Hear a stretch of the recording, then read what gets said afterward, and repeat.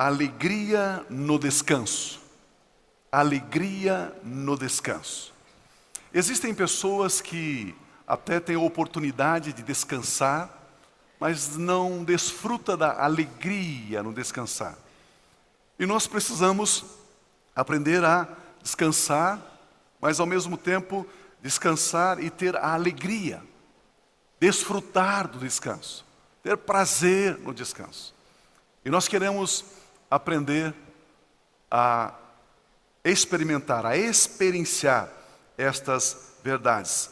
Eu quero ler o texto de Efésios capítulo 2, a partir do capítulo 2, a partir do versículo 4. 4, 5 e 6 da carta de Paulo aos Efésios.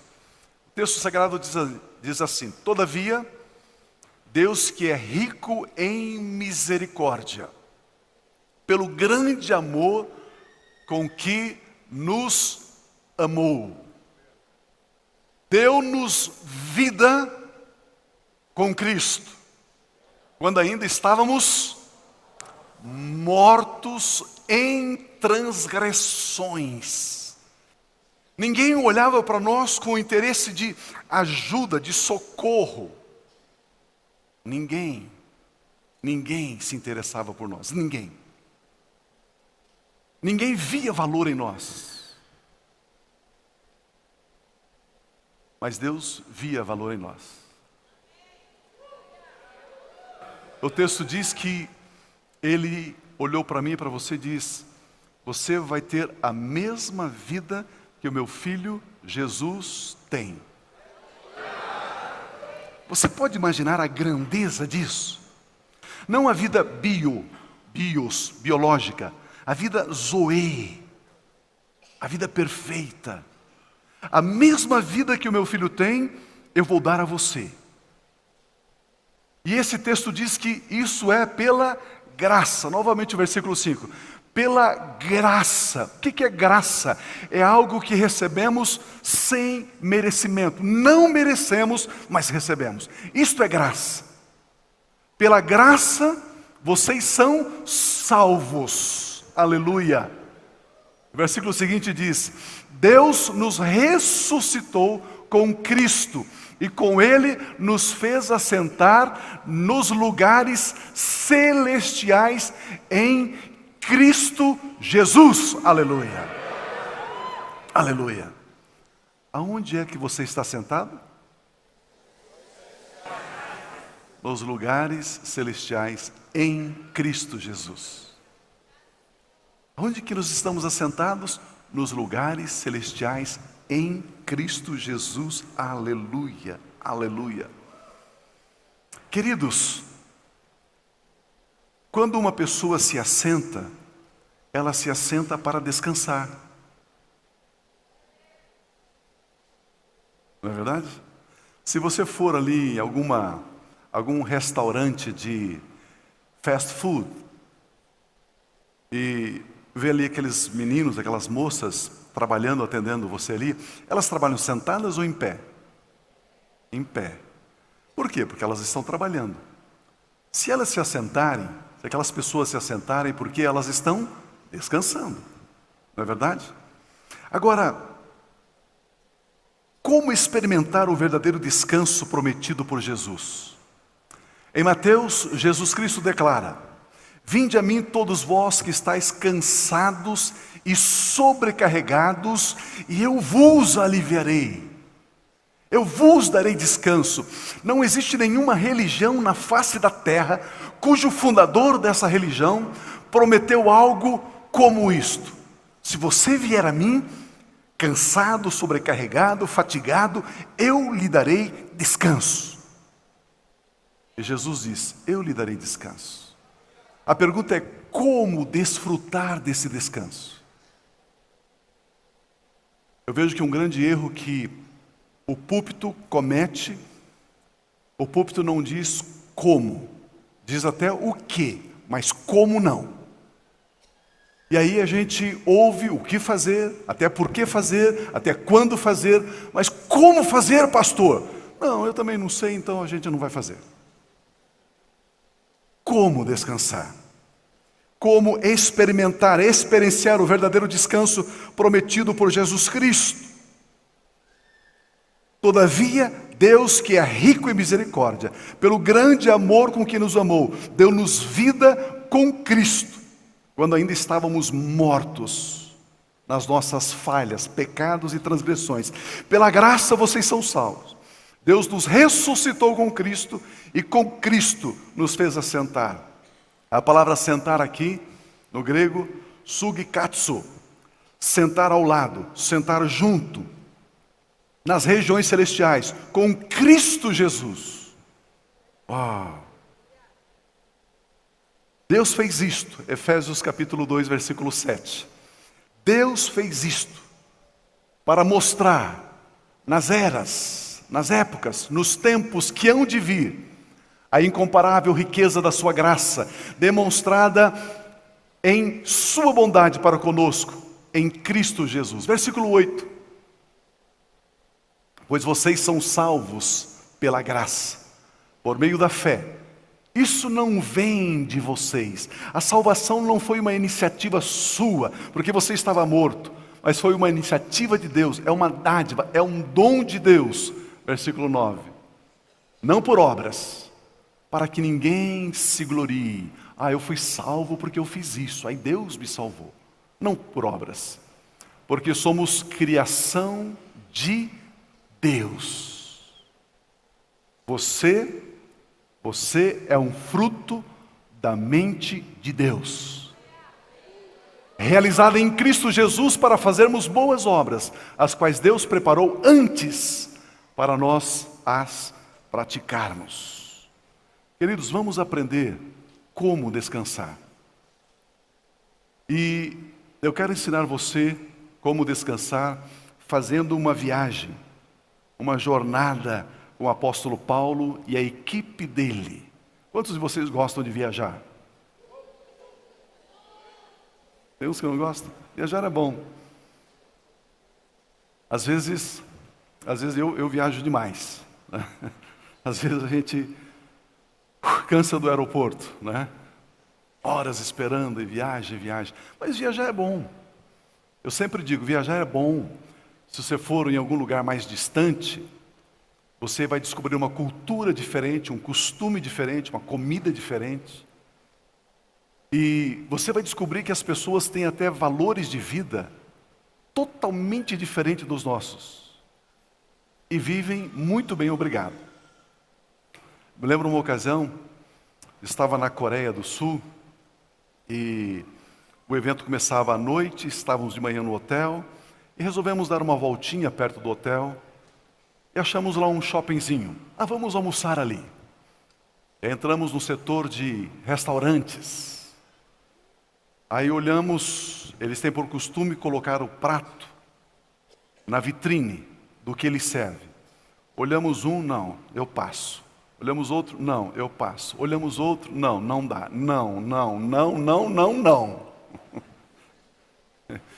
E agora? Meu Deus.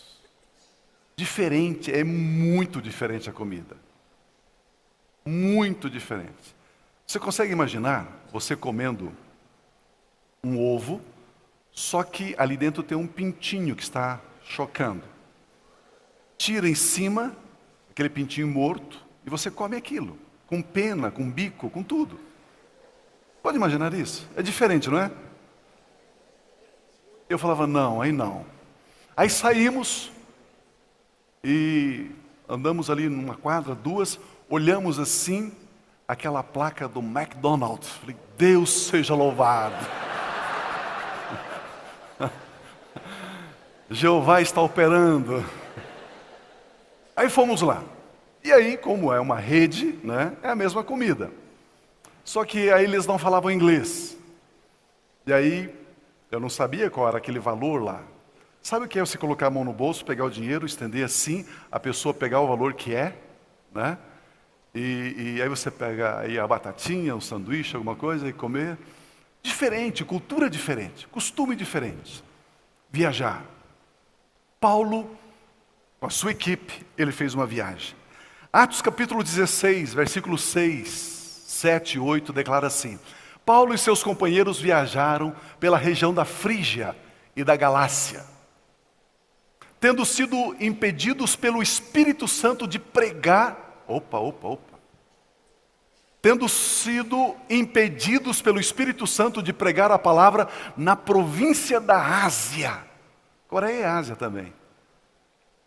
Quando chegaram à fronteira da Mísia, tentaram entrar na Bitínia, mas o Espírito de Jesus também os impediu. Versículo 8. Então contornaram a Mísia e desceram a Troade. E desceram até Troade.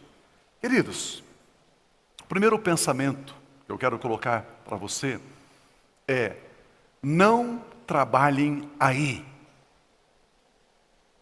Não trabalhem aí. Esse texto diz que Paulo com a sua equipe, eles foram impedidos, eles foram obstados.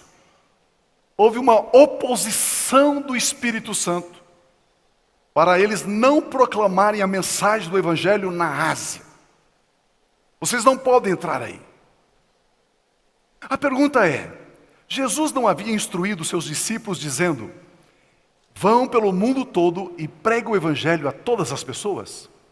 Jesus não havia dito: ide por todo mundo, pregai o Evangelho a toda criatura? Agora Paulo com a sua equipe tentam pregar na Ásia e o Espírito Santo diz: não pode, não entre aí, não trabalhem aí. Você já ouviu dizer que na Bíblia não tem contradição? Acabamos de encontrar uma contradição na Bíblia. Tem contradição ou não? Não senti firmeza. Tem ou não? Não tem contradição. Pio, mas o Espírito Santo disse: não entrem aí na Ásia, não preguem aí. O Espírito Santo não queria que os habitantes da Ásia recebessem o Evangelho e fossem salvos. Pela graça somos salvos, não é pelos méritos. Então não havia mérito neles, então eles eram alvos da salvação. Queridos, não basta termos uma palavra de Deus, uma orientação de Deus para fazermos algo. Nós necessitamos da palavra de Deus e mais o preparo. Não basta você ter uma palavra de Deus. Eis que te digo, meu servo, minha serva. Não basta. Não basta você ter um sonho. Não basta vir um anjo grandão voando, parar na sua frente e dizer: assim diz o Senhor. Não basta. Precisamos ter a palavra de Deus, a instrução de Deus, a direção de Deus, mas o preparo para a realização daquilo que Deus está nos enviando a realizar. Diga amém a isso. Quantas pessoas têm recebido de Deus uma palavra, uma direção, sem se prepararem, sem se equiparem, sem se municiarem, começam a fazer afoitamente. Deus mandou, Deus falou, eu vou fazer. Essa é a direção de Deus. E passa-se um tempo. Você encontra uma pessoa frustrada, chateada, desanimada, desapontada, magoada com Deus, magoada com a igreja, com todo mundo.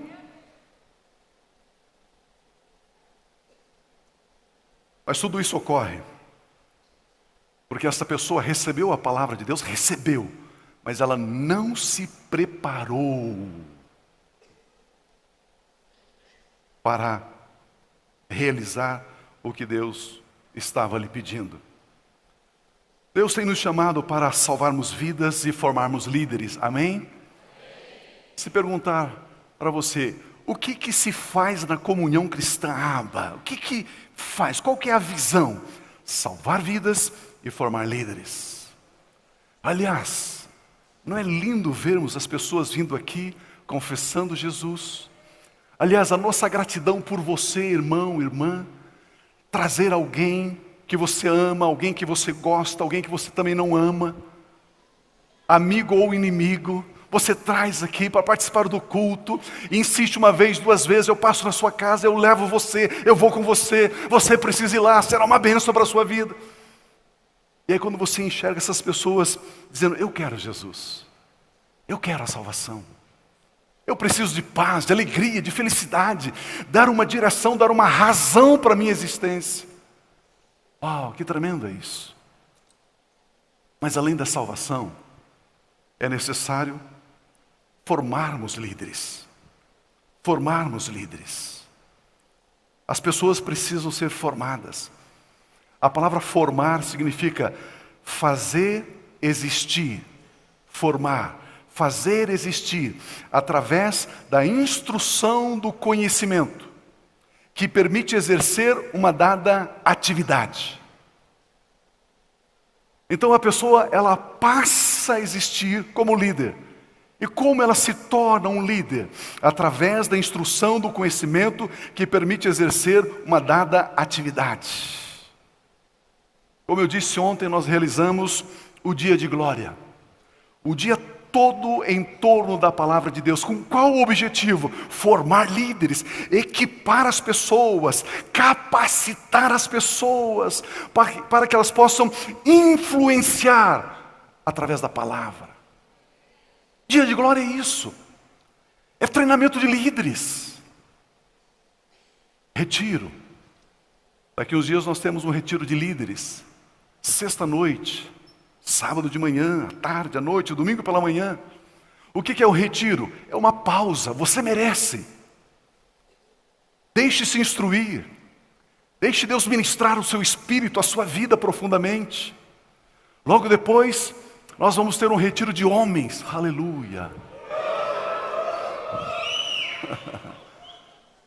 Minha irmã, se eu fosse você, minha irmã, eu empurraria o meu marido para lá, vá lá. Porque ele não vai voltar o mesmo. Não vai voltar o mesmo. Pode aplaudir.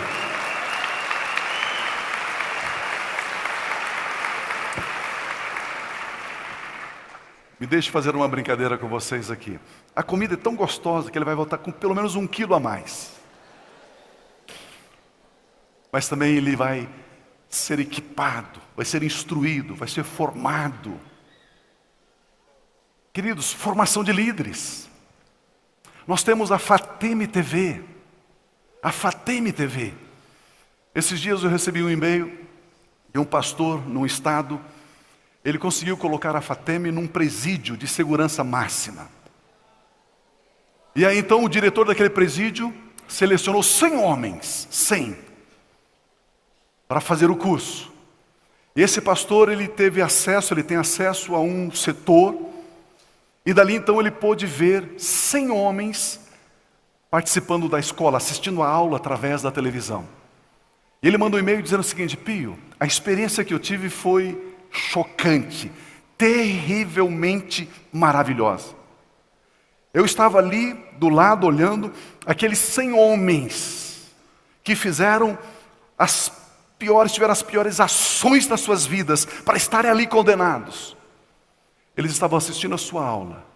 E pelo menos, Pio, eu não contei todos, mas uns 60, 70 estavam chorando. Chorando.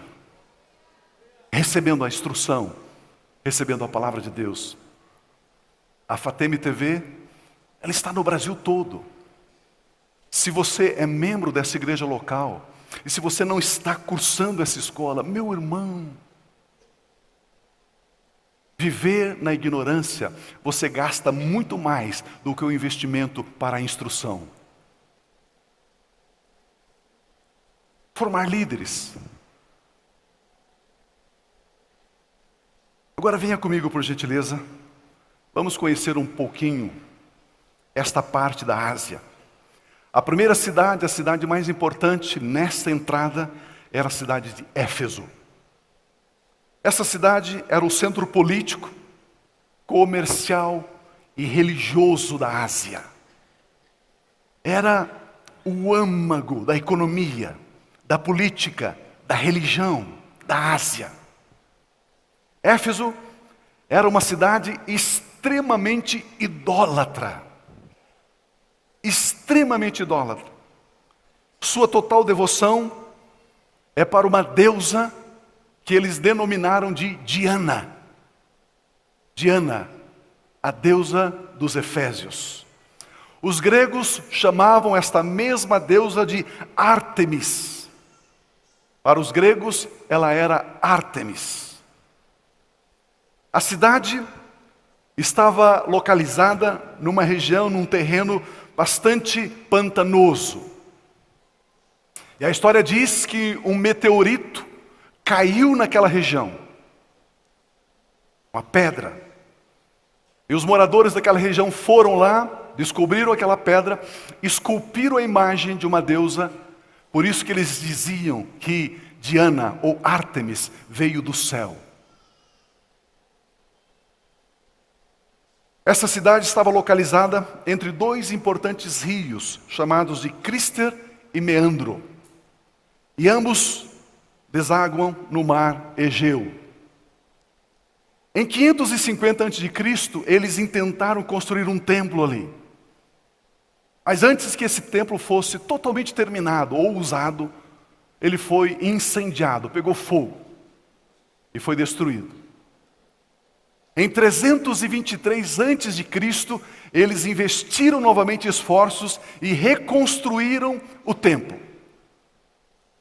Esse templo era extremamente suntuoso, requintado, considerado uma das 7 maravilhas do mundo, o templo de Diana.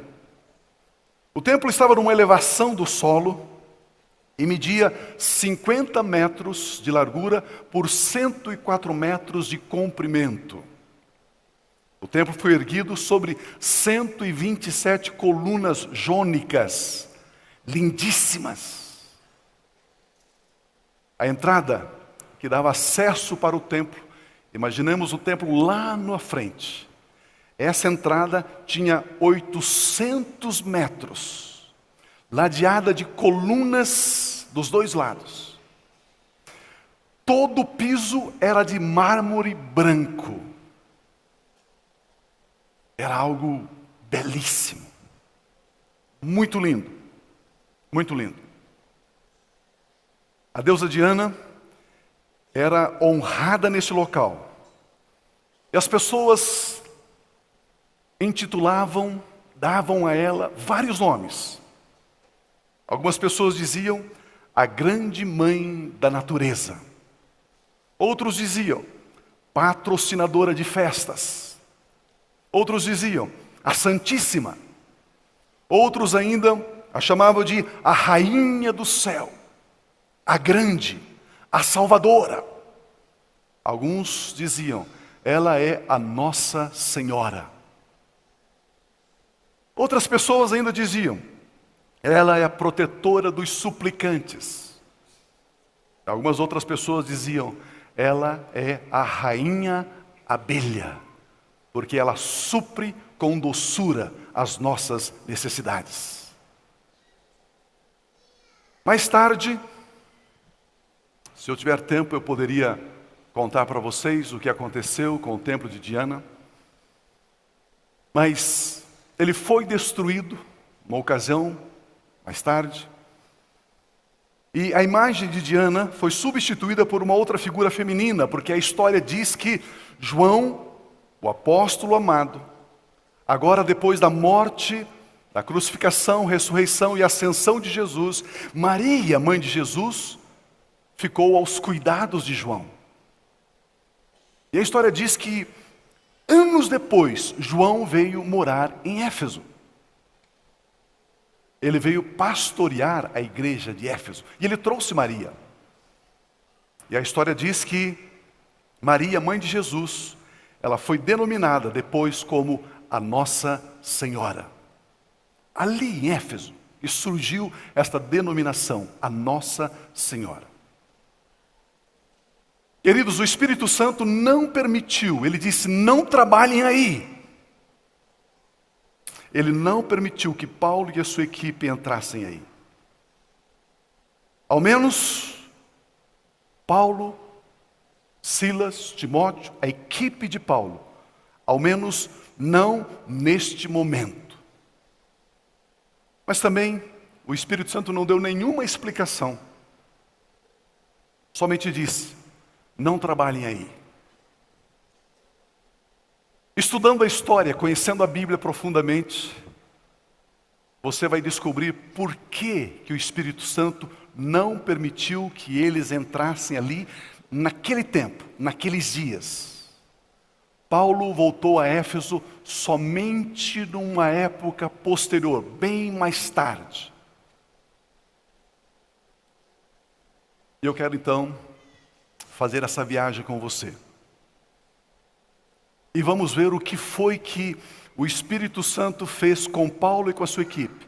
Qual foi o treinamento? Qual foi a capacitação para que um dia Paulo pudesse se assentar e descansar de fato? Deus nos chama e também nos prepara. Ponto 2. Deus nos chama, mas Deus também nos prepara. Ao serem impedidos pelo Espírito Santo, o Espírito Santo estava iniciando um treinamento especial com Paulo e com toda a sua equipe, como eu disse. O Espírito Santo guia-os, leva-os para a Macedônia. Atos capítulo 16, versículos 9 em diante. Olha o que diz o texto. Durante a noite, Paulo teve uma visão na qual um homem da Macedônia estava em pé e lhe suplicava: passe a Macedônia e ajuda-nos. Depois que Paulo teve essa visão, preparamos-nos imediatamente para partir para a Macedônia, concluindo que Deus nos tinha chamado para lhes pregar o Evangelho. Partindo de Troade, navegamos diretamente para Samotrácia e no dia seguinte para Neápolis. Dali partimos para Filipos, na Macedônia, que é colônia romana e a principal cidade daquele distrito. E ali ficamos vários dias. Agora então Paulo vai para a Macedônia. Paulo encontra uma cidade chamada Filipos. Era uma cidade romana. Era uma cidade habitada por soldados romanos que haviam sido feridos na guerra e que estavam residindo ali, e alguns soldados romanos aposentados. Era uma cidade eminentemente romana. A Bíblia diz que não haviam judeus ali em número suficiente para ter uma sinagoga. E Paulo chega nessa cidade com a sua equipe. O texto sagrado declara assim no versículo 13, Atos 16, 13. Dali partimos, vamos, 13. No sábado, diga comigo, sábado. Nós saímos da cidade e fomos para a beira do rio, onde esperávamos encontrar um lugar de oração. Como não tinha uma sinagoga, eles foram achar um lugar de oração. Aonde é que tem algumas pessoas que orem? E o texto diz: sentamo-nos e começamos a conversar com as mulheres que haviam se reunido ali. Uma das que ouviam era uma mulher temente a Deus chamada Lídia, vendedora de tecido de púrpura da cidade de Tiatira. O Senhor Deus, o Espírito Santo, abriu seu coração para atender a mensagem de Paulo. Tendo sido batizada, bem como os de sua casa, ela nos convidou dizendo: se os senhores me considerarem uma crente no Senhor, venham ficar na minha casa. E nos convenceu a isto. Aqui começa a igreja dos filipenses. Aqui começa uma igreja fantástica, tremenda, poderosa, aonde Paulo ensina a este povo, com a influência romana, a mudar a sua mente, a ter uma metanoia, a como pensar corretamente. É interessante que Paulo, ele fica ali alguns dias. E o texto sagrado da história continua a dizer Vamos ler versículo 15. O texto diz que Paulo e Silas, e a equipe deles, eles iam lá para a beira do rio para orar. Eles tinham que caminhar pelas ruelas da cidade de Filipe. E quando eles passavam por determinado local, saía na janela de um sobrado uma moça, abria a janela e gritava: estes homens que vão passando por aqui são pregadores do Deus Altíssimo. Paulo com a sua equipe passava, dava uma olhada por sobre os ombros e continuava. No outro dia igual, no outro dia igual, no outro dia igual. O texto sagrado diz que essa moça era uma escrava, e ela era possuída por um espírito de adivinhação, um espírito de pitonisa, de adivinhação. E ela adivinhava e dava lucro para os donos dela. Mas num determinado dia, Paulo caminhando por ali, ela abre a janela e começa a gritar naquela rua, a sua voz começa a ecoar por ali. Paulo voltando diz: sai dela em nome de Jesus. O demônio foi embora. Os donos da moça perceberam que agora ela não podia adivinhar mais. Não podia ler a mão, não podia jogar cartas, ler os búzios, não podia mais. E o texto sagrado, então, no versículo 19, declara assim: percebendo que a sua esperança de lucro tinha se acabado, os donos da escrava agarraram Paulo e Silas e o arrastaram para a praça principal, diante das autoridades. Você pode ver a cena? E levando-os aos magistrados daquela cidade, romanos, disseram: estes homens são judeus e estão perturbando a nossa cidade, propagando costumes que a nós romanos não é permitido aceitar nem praticar.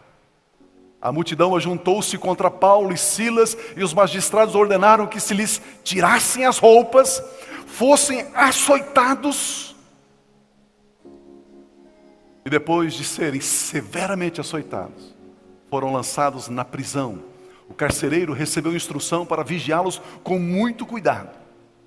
Tendo recebido tais ordens, ele os lançou não somente na prisão, mas no cárcere interior, lá no fundo da prisão. E além disso, lhes prendeu os pés no tronco. Olha o versículo 25. Por volta da meia-noite, Paulo e Silas estavam chorando, dizendo: Deus, o Senhor não deixou a gente entrar na Ásia. Agora vem um anjo dar uma visão para ir para Macedônia. Eu chego aqui para fazer a sua obra, eu sou teu servo. As minhas costas estão sangrando, estamos presos aqui nesse tronco. Deus, eu não entendo. Eu sou fiel nos dízimos, eu sou fiel nas ofertas, eu sou fiel nisso, eu sou fiel naquilo. É isso que eu recebo do Senhor. Era essa a oração deles? Meu Deus. Eles estavam murmurando? Eles estavam derramando o queixume deles? Não. Olha o que o texto diz. Meia-noite, Paulo e Silas estavam orando e cantando hinos a Deus. Os outros presos os ouviam. E de repente houve um terremoto. Diga comigo, de repente. Houve um terremoto tão violento que os alicerces da prisão foram abalados. Imediatamente todas as portas se abriram e as correntes de todos, não só de Paulo e Silas, mas de todos os presos que estavam ali naquele presídio, todos se soltaram. Versículo 27. O carcereiro acordou e, vendo abertas as portas da prisão, desembainhou a sua própria espada para se matar, suicidar, porque pensava que os presos tivessem fugido. E o versículo 28. Mas Paulo gritou: não faça isso, estamos todos aqui. Não faça isso, estamos todos aqui. Queridos, Paulo aprende a primeira lição. Paulo e Silas, agora instruídos pelo Espírito de Deus, eles aprendem a primeira lição: o poder do louvor e da adoração. Eles estavam ali no cárcere, e eles começam a adorar, eles começam a louvar a Deus. Amarrados, ensanguentados, feridos, famintos, no frio, eles louvam a Deus, eles exaltam a Deus. Eu e você sabemos que a presença de Deus está aqui, mas existe uma diferença entre a presença de Deus e a presença manifesta de Deus. Existe uma diferença. A presença de Deus estava com Paulo e Silas, claro que estava, mas agora no louvor, na adoração, essa presença se manifestou, se expressou ali no cárcere, porque a Bíblia diz que Deus habita no meio dos louvores do seu povo. E quando a presença de Deus se manifestou, se expressou, se evidenciou, ali naquele cárcere, os alicerces da prisão foram abalados com o terremoto. Os troncos dos pés de Paulo e Silas se abriram, as cadeias, as correntes caíram. Todos os presos que estavam ouvindo aquele louvor estavam agora sem nenhum grilhão, sem nenhuma cadeia. O poder do louvor e da adoração. Eles aprenderam essa lição. Uau! Uau! O louvor só é louvor quando o louvado é tocado pelo nosso louvor. Quando o adorado é atingido pela nossa adoração. E quando ele é atingido pela nossa adoração, algo acontece. Algo acontece. Algo acontece. Eu não sei, meu irmão, minha irmã, você que me assiste pela internet, eu não sei o que está acorrentando, aprisionando a sua vida. Eu não sei se é um problema econômico, um problema familiar, algo no seu físico, a sua saúde, eu não sei. Eu não sei que tipo de grilhão, um medo, uma insegurança. Eu não sei o que está enclausurando, oprimindo você. Mas eu quero dizer que nessa viagem que eu e você estamos fazendo com Paulo e a sua equipe, nessa primeira parada, nós estamos aprendendo sobre o poder do louvor e da adoração. Assentado como vocês estão, assentados. Se for possível, feche os olhos e ouça a música que Paulo e Silas estavam cantando naquele dia. Feche os seus olhos, ouça. Teu nome é santo, poderoso, majestade está em ti, glorificado, exaltado, sempre reinará. Teu nome é santo, poderoso, majestade está em ti, glorificado, exaltado, sempre reinará.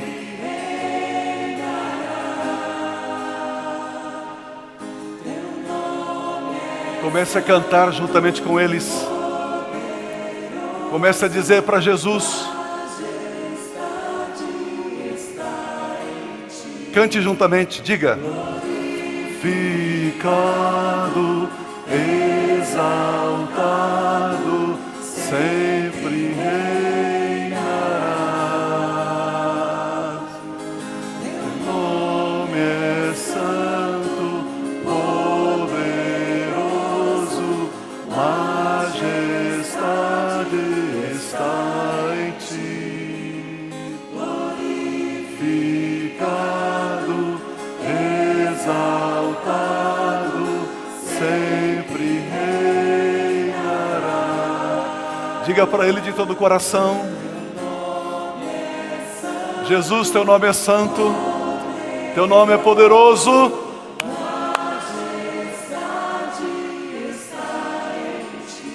Diga a ele. Glorificado,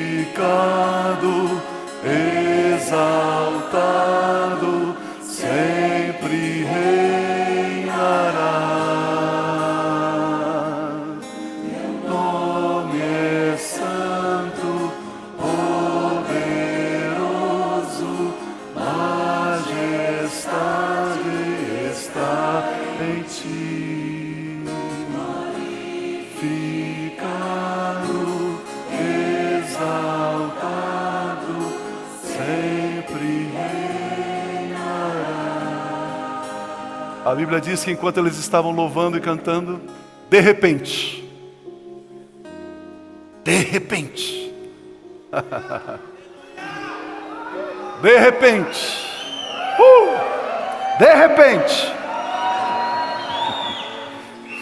aleluia, aleluia, aleluia, aleluia, aleluia, de repente, o vício foi derrotado, a doença bateu em retirada, a crise financeira se acabou, a angústia foi embora, os grilhões, as amarras, a presença de Deus se manifesta naquele lugar. Se manifesta naquele lugar.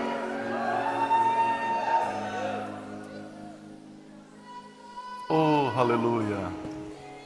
E todas as pessoas que estavam ali no cárcere, têm as correntes arrebentadas, despedaçadas. Elas estão livres.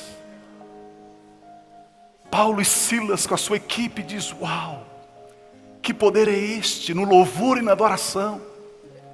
Que poder é este que traz a presença de Deus ao ponto dela manifestar e mudar a situação, alterar a circunstância, transformar a escassez em abundância, a tristeza em alegria, a doença em saúde.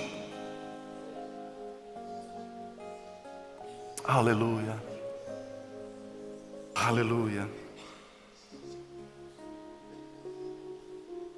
aleluia.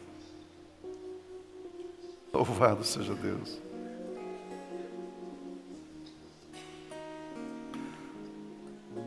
Agora o apóstolo Paulo com a sua equipe foram marcados, foram equipados, foram convencidos. Na hora da luta, adversidade e tribulação, não é hora de murmurar e de reclamar. É hora de adorar, de exaltar, de bendizer, de celebrar aquele que é totalmente digno, aquele que é totalmente santo. Meu irmão, minha irmã, ao invés de você perguntar por quê, ao invés de você perguntar para quê, diga: louvado seja o teu nome, Senhor. Grande é o Senhor, digno de ser adorado, poderoso, leão da tribo de Judá.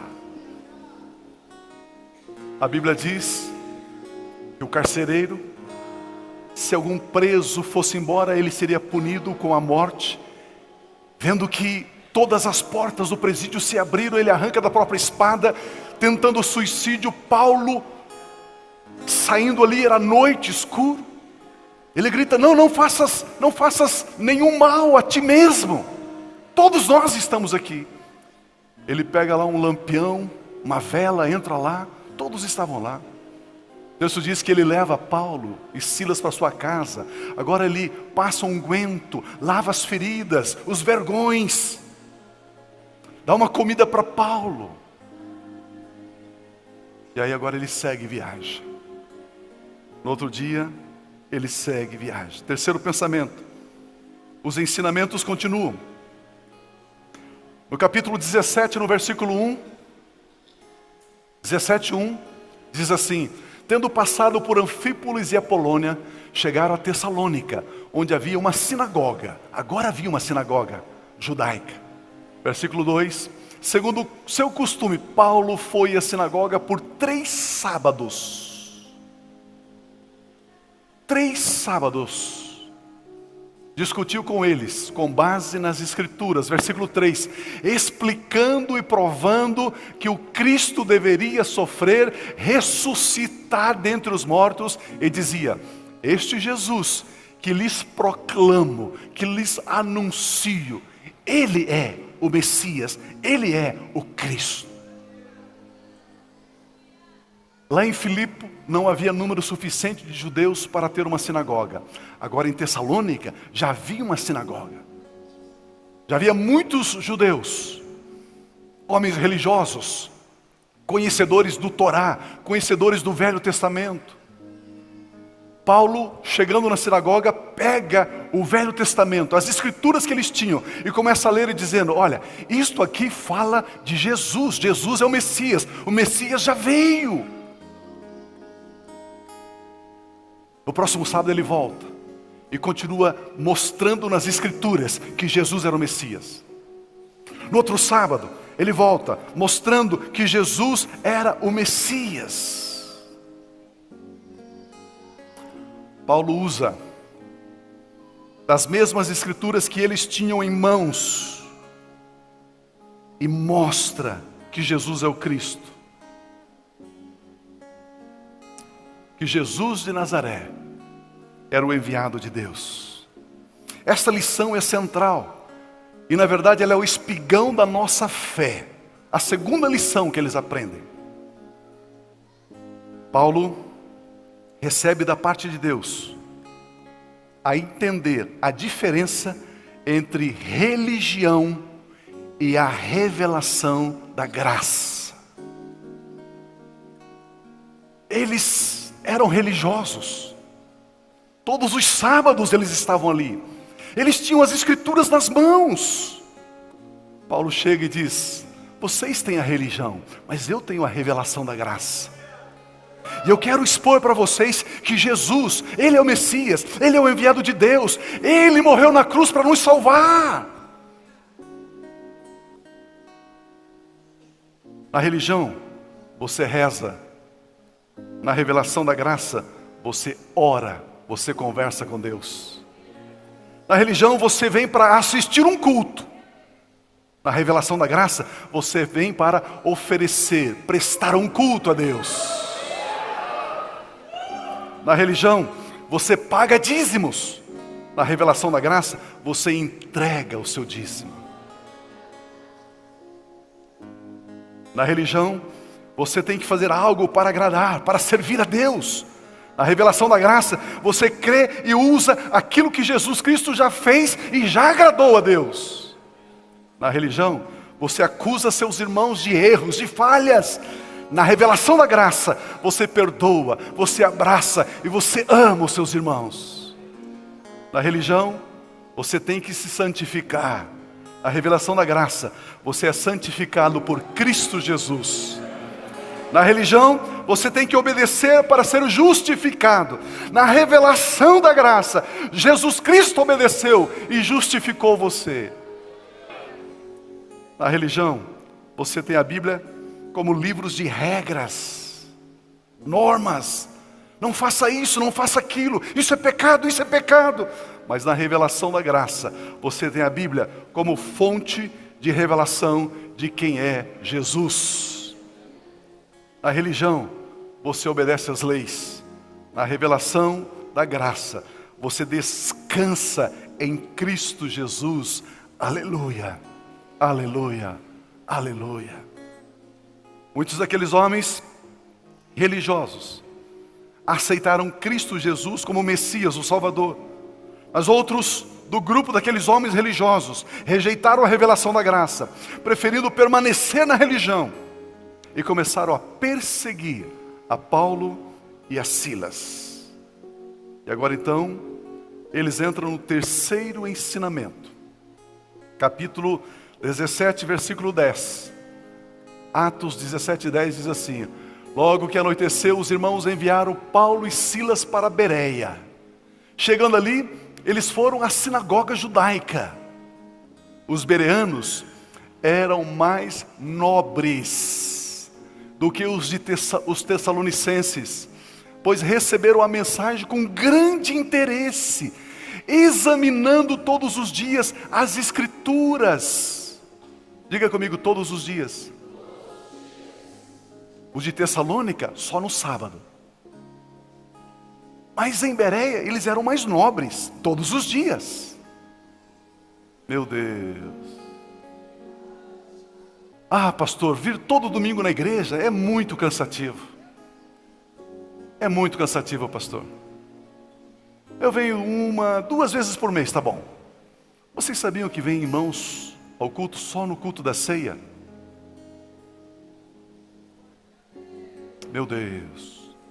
E se você fizer algum evento na igreja que tem sexta, sábado, domingo, não, só vão no domingo. Os bereanos eram mais nobres. E aqui Paulo e Silas e toda a sua equipe aprende a terceira lição. A primeira lição, o poder do louvor e da adoração. A segunda lição, a diferença da religião com a revelação da graça. A terceira lição que eles aprenderam aqui: não basta você ter a revelação da graça, você precisa mergulhar nela, você precisa se aprofundar nela. Lá em Tessalônica, eles se reuniam para estudar e conhecer a graça 1 vez por semana. Mas os mais nobres, bereanos, diziam, não, nós temos que nos aprofundar mais e mais, porque tem mais revelação, tem mais alimento, tem mais sustento, nós precisamos mais. Não basta você ter uma palavra de Deus, você precisa se preparar para obedecer a esta palavra, essa direção. Vimos aqui 3 armas poderosas, 3 equipamentos poderosos, 3. O primeiro, o poder do louvor e da adoração. O segundo, você não é um religioso, você vive na revelação da palavra, você vive na graça divina. Terceiro, não basta você ter a graça aqui na sua mente, você precisa tê-la no teu espírito, você precisa se aprofundar nela, que ela faça parte do seu viver diário, das suas expressões, do seu dia a dia.